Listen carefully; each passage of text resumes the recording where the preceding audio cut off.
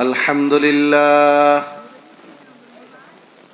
نحمده ونستعينه ونستغفره ونعوذ بالله من شرور أنفسنا ومن سيئات أعمالنا من يهده الله فلا مضل له ومن يضلل فلا هادي له وأشهد أن لا إله إلا الله وحده لا شريك له وأشهد أن محمدا عبده ورسوله أرسله بالحق بشيرا ونذيرا وداعيا إلى الله بإذنه وسراجا منيرا أما بعد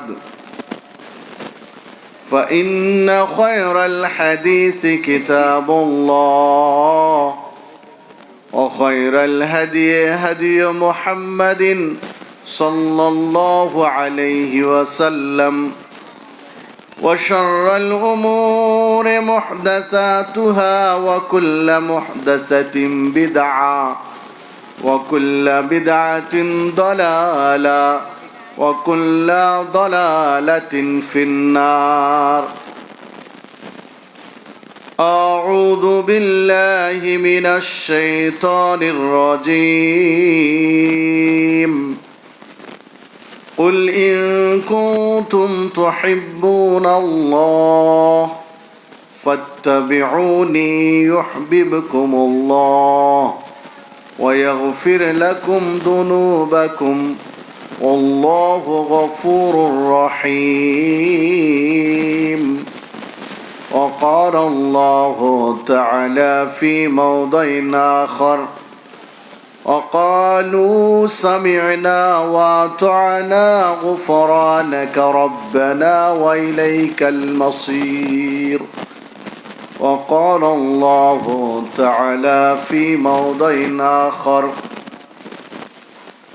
يا أيها الذين آمنوا اتقوا الله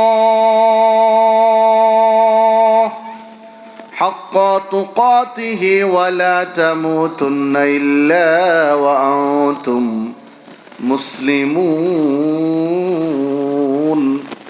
وقال الله تعالى في موضع آخر يا أيها الذين آمنوا اتقوا الله وقولوا قولا سديدا. وقال الله تعالى في موضع آخر يا أيها الذين آمنوا اتقوا الله وكونوا مع الصادقين.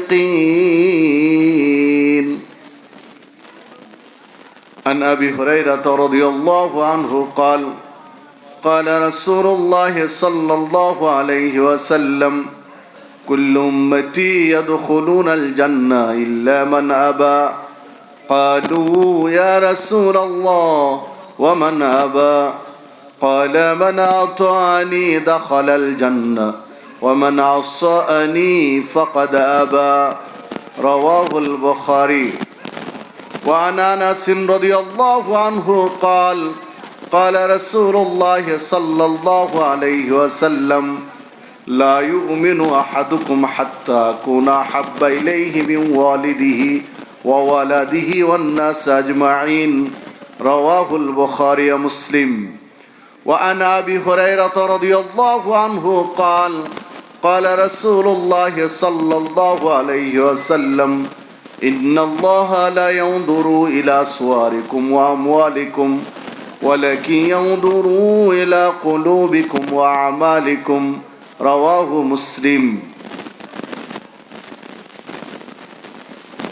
ঢাকা জেলার অন্তর্গত উত্তরখান চামরখানে অবস্থিত আয়েশা জামে মসজিদের উদ্যোগে আয়োজিত 5 ডিসেম্বর 2025 রোজ শুক্রবার অনুষ্ঠিত তৃতীয় বার্ষিক তাফসিরুল কোরআন মাহফিলের সম্মানিত সভাপতি জনাব মোহাম্মদ শেখ আব্দুল্লাহ আল মামুন মাদানী হাফেজাহুল্লাহ, প্রধান অতিথি জনাব মোহাম্মদ মাসহুদুল বাসেত হাফেজাহুল্লাহ, আলোচনা করে গেছেন শেখ কফিল উদ্দিন বিন আমিন হাফেজাহুল্লাহ, আরও অন্যান্য আলোচকবৃন্দ, বিশেষ অতিথিবৃন্দ, উপস্থিত শ্রদ্ধেয় মুরব্বীগণ, যুবক ও তরুণ ভাইরা, পর্দার অন্তরালের মা ও ভগ্নীগণ,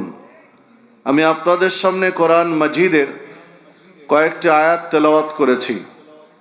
রাসূলুল্লাহ সাল্লাল্লাহু আলাইহি ওয়াসাল্লামের মুখনিসৃত বাণীর মধ্য হতে কয়েকটি হাদিস পেশ করেছি।